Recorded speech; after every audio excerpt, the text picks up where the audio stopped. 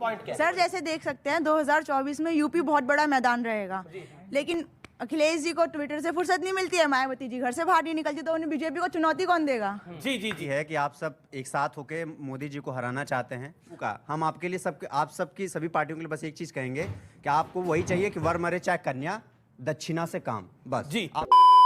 तो एक बार फिर से स्वागत है आप सबका हमारे चैनल पर। तो आज के इस वीडियो में ऑडियंस ने समाजवादी पार्टी के प्रवक्ता को और कांग्रेस के प्रवक्ता को डिबेट में बहुत अच्छे से धोया है, क्योंकि समाजवादी पार्टी का प्रवक्ता और कांग्रेस का प्रवक्ता ऑडियंस से पूछे गए सवालों का जवाब नहीं दे रहा था, और जब उनसे ऑडियंस के द्वारा कोई सवाल किया जाता था तो वो लोग अपना स्टेट को छोड़कर बीजेपी के स्टेट पर पहुंच जाते हैं और कहते हैं कि वहां पर ये गलती हुआ, जबकि ये लोग अपना गलती एक्सेप्ट करने के लिए तैयार ही नहीं होते। तो इसी बात पर ऑडियंस ने इन सबको अच्छे से बजाया है डिबेट में। और इसी के साथ बीजेपी के सुधांशु त्रिवेदी ने भी कांग्रेस के और समाजवादी पार्टी के प्रवक्ता को डिबेट में अच्छे से धोया है सवालों के जवाब ना देने पर। तो अब आगे क्या हुआ आप खुद से ही देखिए आगे डिबेट को। यही बातें तो बाद में याद आएंगी। जी जी जी मेरा छोटा सा सवाल सुधांशु जी से है कि हम बात कर रहे हैं कि हमने गुलामी की सब जंजीरें मिटा रहे हैं, पर एरोप्लेन के ऊपर एक शब्द लिखा होता है वीटी, जिसको मेरे को ऐसा मालूम पड़ा है कि वायसरॉय टेरिटरी,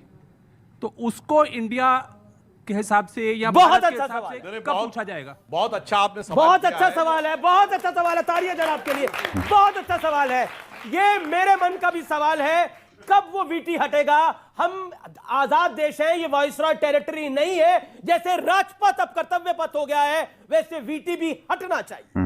बिल्कुल आपने सही बात कही है। वीटी का टेक्निकल बेस क्या है और किस आधार पर बना है, इसकी तकनीकी जानकारी मेरे नहीं है, परंतु मैं इतना जरूर कह सकता हूं कि यदि यह गुलामी की निशानी है तो मोदी जी की सरकार रहते हुए जैसे एक एक करके सब निशानियां समाप्त हो रही हैं और आविर्भाव हो रहा है भारत की अस्मिता का, तो वो आपको जमीन से आसमान तक सवाल। लेके जी जी जी अब इधर एक सवाल है, तो मैं आपसे लूंगा। बोल, आपका पॉइंट क्या है? सर जैसे देख सकते हैं 2024 में यूपी बहुत बड़ा मैदान रहेगा, लेकिन अखिलेश जी को ट्विटर से फुर्सत नहीं मिलती है, मायावती जी घर से बाहर नहीं निकलती, तो उन्हें बीजेपी को चुनौती कौन देगा? जी जी जी ओके, जवाब जवाब जवाब बोलेंगे बीजेपी को चुनौती कैसे देंगे? आपने तो हर नुस्खा अपना लिया, सपा बसपा भी मिल गए, कांग्रेस का साथ भी मिल गए, लेकिन मोदी और योगी हैं कि हारते ही नहीं। बिटिया को बहुत बहुत धन्यवाद, उन्हें हमारी और हमारी पार्टी की इतनी चिंता है जी। लेकिन अब थोड़ा सा अपडेट रहो।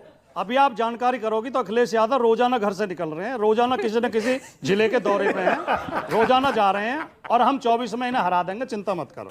मायावती अपना कर रही है और उधर ममता बनर्जी अपना कर रही हैं और इधर केजरीवाल जी अपना कर रहे हैं। ऐसे इकट्ठा आप कैसे करेंगे जबकि हमारा घर इकट्ठा नहीं है? आपने 1 मिनट पहले कहा है कि जब कोई भी डूबता है तो अपने जो पुराने वाले वो पहले भागते हैं, लेकिन मैं आज ये कहूँगा गुलाम नबी आज़ाद ने या मिस्टर सिब्बल ने 50-50 साल इसको दिए जब आप और हम शायद नहीं थे।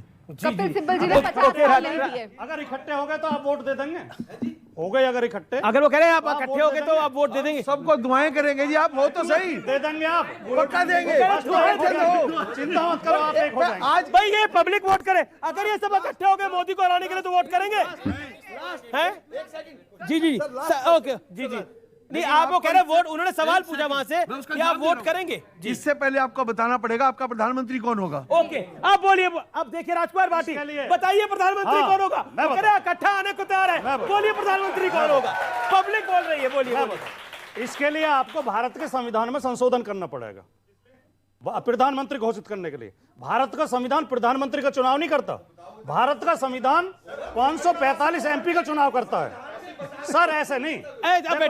बैठिए। संविधान हमारा पहले MP का चुनाव करता है, फिर MP तय करते हैं प्रधानमंत्री कौन होगा।